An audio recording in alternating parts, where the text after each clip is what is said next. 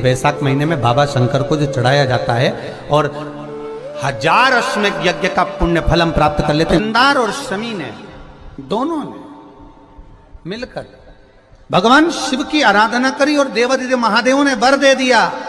सुनो शमी और सुनो मंदार, यदि कोई भूल से भी आपकी पत्ती आपका पुष्प मुझे समर्पित कर देगा, सुनो मंदार सुनो शमी, अगर कोई भूल से भी आपकी पत्ती आपका पुष्प मुझे समर्पित कर देगा, उसे 1000 अश्वमेध यज्ञ के स्नान का जो पुण्य होता है वो एक क्षण में प्राप्त हो। 1000 अश्वमेध यज्ञ का पुण्य, 1000 अश्वमेध यज्ञ का पुण्य एक क्षण में प्राप्त हो। ये मंदार,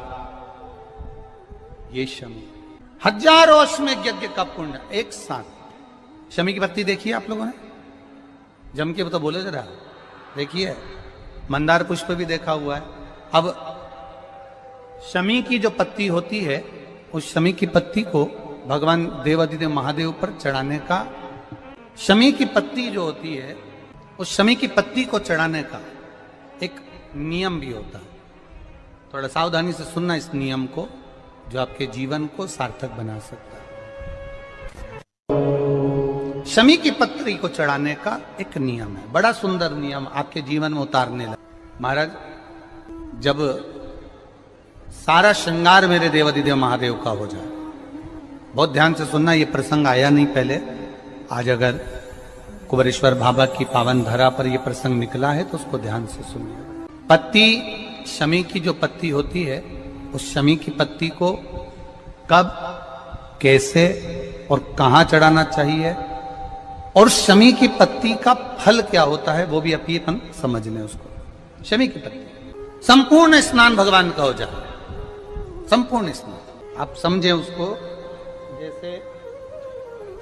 ये शिवलिंग है, जलाधारी, जल निकल कर जाने का स्थान, गणेश, कार्तिकेय, अशोक सुंदरी, जलाधारी मतलब माता पार्वती जी का हस्त कमल, शिवलिंग शिव का स्वरूप, ऊपर जो जलाधारी लगी है उसमें से एक एक बूंद जो पानी नीचे गिर रहा है, जो पानी नीचे गिर रहा है, शिव जी की बेटियां जया, विषहरा, शामली बारी, दौतली, देव, शिव जी की पुत्री बेटियां। जब देवादिदेव महादेव को शमी का पत्ता चढ़ाया जाता है, कब चढ़ाते हैं, जब आपने संपूर्ण जलाधारी को हाथ से साफ कर दिया हो, शिवलिंग पर जल चढ़ा दिया हो, शिवलिंग का पूरा श्रृंगार आपने कर दिया, संपूर्ण श्रृंगार मेरे देवादिदेव महादेव का हो गया, संपूर्ण श्रृंगार। बाबा को चंदन का लेपन, अबीर, गुलाल, अक्षत, बेलपत्र, धतूरा, जो भी तुम्हें चढ़ाना है सब कुछ तुमने चढ़ा दिया,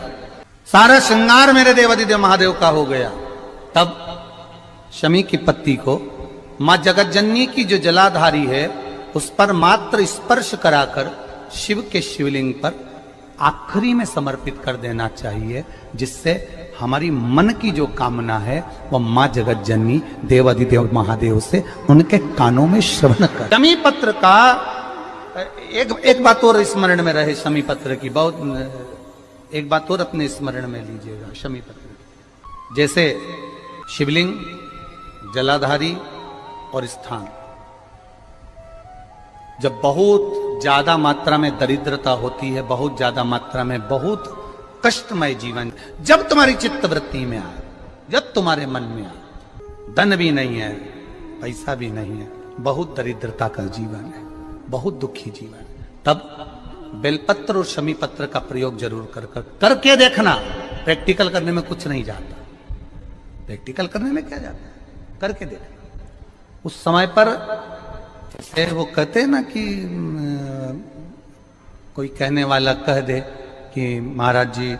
वो एक महाराज प्रवचन दे रहे थे और प्रवचन में देते देते देते देते किसी ने, महाराज जी प्रवचन दे रहे थे कि मदिरा का पान नहीं करना चाहिए, नहीं पीना चाहिए, गलत है, नाली में पड़ा होता है, व्यसन में पड़ा होता है, ऐसा पान ना करो। एक महाराज का पेचेन वाला खड़ा हो गया, उसने खड़े होकर कह दिया, ओ महाराज तुम इतनी बड़ी बड़ी बात कर रहे हो, तुम्हारा सगा भाई तो पी के नाली में पड़ा, गटर में पड़ा। महाराज जी को क्रोध नहीं आया, समझ थी। महाराज जी ने कहा भैया देख, मैं भी प्रवचन दे रहा हूं, मेरा भाई भी प्रवचन दे रहा है,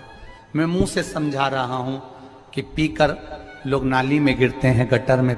गिरते हैं, मेरा भाई प्रैक्टिकल करके दिखा रहा है कि मत पिया। प्रैक्टिकल वाली बात है। शमी पत्र बेलपत्र का एक बार जीवन में प्रैक्टिकल कर देखना, प्रैक्टिकल करना। जैसे आपको कहा कि आपका विश्वास अगर पक्का है, भरोसा अगर दृढ़ है, और शंकर के प्रति अगर आपका विश्वास पक्का है, शंकर कह रहे हैं, मां उमा से, मां पार्वती से, मेरा महेश कह रहा है, मेरा बाबा भोलेनाथ, मेरा बाबा विश्वनाथ, मेरा त्रिकालदर्शी कैलाशी अविनाशी कह रहा है कि हे पार्वती,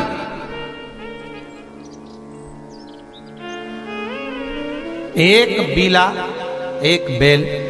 जो मुझे समर्पित करता है, और समर्पित करने के बाद उस बेल की महत्वता देखिए, जो बैसाख महीने में बाबा शंकर को जो चढ़ाया जाता है, और 1000 अश्वमेध यज्ञ का पुण्य फल हम प्राप्त कर लेते, मात्र एक फल चढ़ाकर, मात्र एक फल चढ़ाकर। हे पार्वती, संसार का मनुष्य जब मुझे वो बेलपत्र समर्पित कर, वो बेल का फल समर्पित करता है, पार्वती वो फल जो मुझे चढ़ता है, फिर मैं भले नर्मदा के जल से निकला हुआ कंकर शंकर क्यों ना हूं, फिर चाहे मैं गंगा के जल से निकला हुआ कंकर शंकर क्यों ना हूं, चाहे फिर मैं यमुना के जल से निकला हुआ कंकर शंकर क्यों ना हूं, चाहे मैं सरयू के जल से निकला हुआ कंकर शंकर क्यों ना हूं, चाहे मंदाकिनी के जल से निकला हुआ कंकर शंकर क्यों ना हूं, ए पार्वती, फिर जो भी शिवलिंग पर वो बेल समर्पित होता है, वो बेल उठाकर जीव अपने कार्य में ले सकता है। ये मां उमा से कह रहा है। तो उस बेल की महत्वता जानेंगे। अब अपन उस बेल को जानने के लिए वापिस स्कंद पुराण में चले, तो स्कंद पुराण में लिखा हुआ है कि जो बेल बैसाख के महीने में शंकर को चढ़ाया जाता है, वो बेल का फल उठाकर रख लिया जाता है। बैसाख के महीने में उस चढ़े हुए, बाकी के आपको बेल का फल खाना हो तो बात दूसरी, पर चढ़ा हुआ जो बेल का फल है वो पूरा बैसाख नहीं खाना। बैसाख के बाद में अगला जो महीना आए, उस महीने के अंदर उस फल के अंदर का गुर्दा निकालकर उसको सुखा लीजिए, और सुखाकर जिस व्यक्ति को पथरी की बीमारी हो और जिस व्यक्ति को पेट में बहुत भोजन पचता ही नहीं है, पूरा शरीर पाचन क्रिया बेकार हो गई, उस व्यक्ति को केवल 7 दिन तक शंकर पर चढ़ा हुआ वो बेलपत्र प्रदान कर दीजिए, पथरी भी बाहर और पाचन क्रिया भी ठीक, जिंदगी भर तकलीफ नहीं। उस बैसाख में उस फल की इतनी महत्वता बाबा भोलेनाथ स्कंद पुराण, लिंग पुराण, नर्मदा पुराण, पद्म पुराण के अंतर्गत, शिव महापुराण के अंतर्गत वर्णन कर, उसकी महत्वता है। वो बेल का फल साधारण नहीं हो सकता। अब मंदार का जो पुष्प होता है, आंकड़े का जो फूल होता है, एक सफेद कलर का भी होता है और एक गुलाबी कलर का भी होता है। देखा है आप लोगों ने?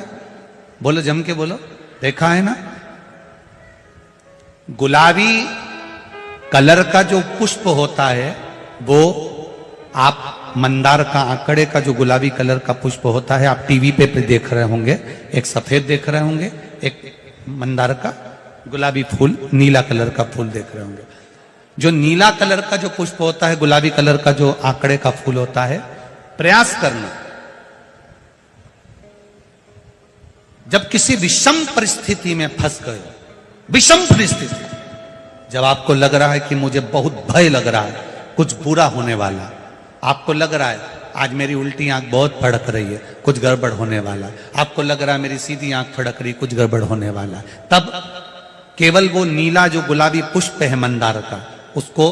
कहीं से लाकर शिवालय में अशोक सुंदरी वाली जगह पर स्पर्श कर कर शिवलिंग पर आप चढ़ा दीजिए। आपकी विषम परिस्थिति कैसी भी होगी, वो रास्ता बनाकर बाहर निकल जाएगी, आपको फंसना नहीं, परेशान नहीं। मंदार आंकड़ा, सफेद आंकड़े का पुष्प भी भगवान शिव को समर्पित होकर, जैसे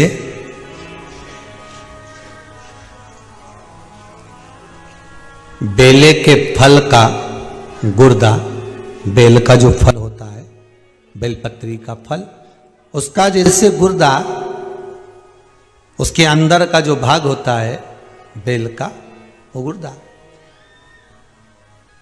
उसको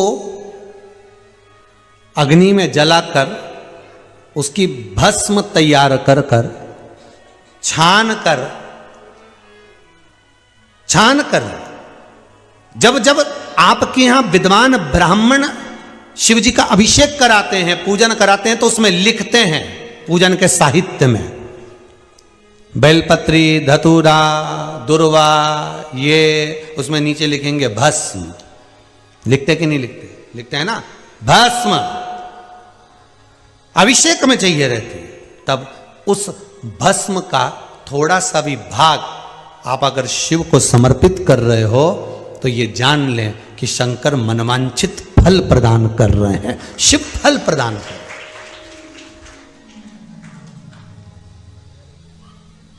महाराज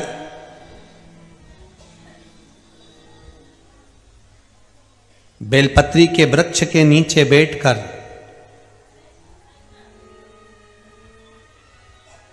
हाथ में एक बेलपत्र का पत्ता रखकर आप पंचाक्षर मंत्र नमः शिवाय, ओम नमः शिवाय या श्री शिवाय नमस्तुभ्यम या महामृत्युंजय मंत्र का स्मरण कर रहे हो, पर डंडी का भाग अपनी ओर, बेलपत्र की बीच वाली पत्ती का भाग बीच वाली उंगली की ओर रखकर अगर आप स्मरण कर रहे हैं और अपनी कामना कर कर बेलपत्री के वृक्ष के नीचे बैठकर उस पत्ते को सम्मुख रखकर बाबा से विनय कर कर एकांत में उस बेलपत्री के वृक्ष की छांव में, बेलपत्री के वृक्ष की छांव आप कामना कर कर उस पत्ते को शंकर भगवान के ऊपर समर्पित कर रहे हैं, तो ये जान कर रखें कि पार्वती और शिव का मिलन करवा रहे हैं और अपनी मनवांछित फल कामना पूर्ण करवा रहे हैं। क्योंकि शिव और पार्वती का जब मिलन होता है, शंकर पार्वती जब एक दूसरे के सम्मुख में होते हैं, शिव और पार्वती जब एक दूसरे के सामने अपने बच्चों के कारण एक दूसरे के सम्मुख में आते हैं, तो उनके चेहरे पर प्रसन्नता का भाव आ जाता है। तो फल, मनवांचित फल की कामना आप जिस कामना के लिए कर रहे हो, विवाह के लिए, नौकरी के लिए, सर्विस के लिए, व्यापार के लिए, रोग मुक्ति के लिए, आप जिस कामना से कर रहे हो, ईश्वर महादेव, जो व्यक्ति पथभ्रष्ट हो जाए, जैसे मदिरा के नशे में पड़ गया, कहीं जुए में पड़ गया, कहीं मांसाहार में पड़ गया, कहीं व्यसन में पड़ गया, कहीं गलत काम में अगर कोई जा रहा है, तो श्रंभेश्वर महादेव के नाम से काली तिल भगवान शिव को समर्पित करी जाती है। महाराज काली तिल को वापस उठाकर ले आते हैं। उसी काली तिल को जो मदिरा का नशा करने वाला होता है या जो गलत व्यसन में डूबा हुआ होता है, उसको वो सुबह के समय अगर नहीं खाता तो भोजन के साथ उसको दिया जाए। श्रंभेश्वर महादेव, एक बेलपत्री का भी बहुत अच्छा प्रयोग है श्रंभेश्वर महादेव का। मदिरा पीने वालों के लिए, मांसाहार, व्यसन में, जुए में, पेशावृत्ति में, पर नारी में, गलत जगह पर जो डूबे रहते हैं उनके लिए, पहले की कथा में उसका वर्णन किया है बेलपत्री। श्रंभेश्वर महादेव, एक बार सब बोलेंगे, कौन से महादेव? श्रंभेश्वर महादेव। फिर जम के बोल लो एक बार, श्रंभेश्वर महादेव। जब हमारे घर में क्रोध बढ़ता है या कोई गलत कार्य में जाने लगता है, तो श्रंभेश्वर महादेव का हमें शरणागति लेना चाहिए, श्रंभेश्वर महादेव का पूजन करना चालू कर देना चाहिए। कई लोग कहते हैं महाराज जी, श्रंभेश्वर महादेव का मंदिर कहाँ मिलेगा, हम कहाँ पूजन करने जाए? कहीं नहीं जाना, तुम्हारे घर के पास में जो शंकर जी का मंदिर है वहीं जाओ, उसी देवालय में, उसी मंदिर में जाओ, श्रंभेश्वर महादेव के नाम से जल चढ़ाना प्रारंभ करेंगे। वो जल जो गलत संगत में पड़ा हुआ है उसका आचमन कराना प्रारंभ करेंगे, अपने आप उसकी धीरे धीरे बुद्धि सुधरना प्रारंभ हो जाएगी। ऐसा श्रंभेश्वर महादेव का है।